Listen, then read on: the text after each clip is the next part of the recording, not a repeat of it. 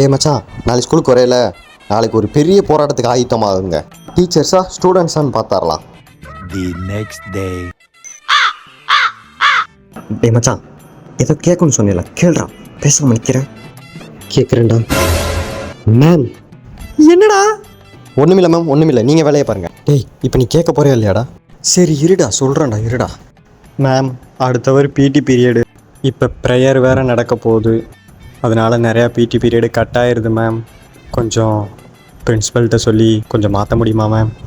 ஏன்டா, நான் இன்னும் இங்கே 5 லெசன் முடிக்கிறேடா. உனக்கு பிடி பீரியட் முக்கியமாக தெரியுதா? மேம், இப்போ இந்த டைம் டேபிள் நீங்கள் மாற்றி கொடுக்கல. என்னடா பண்ணுவேன்? ப்ரேயருக்கு போயிடுறேன் மேம்.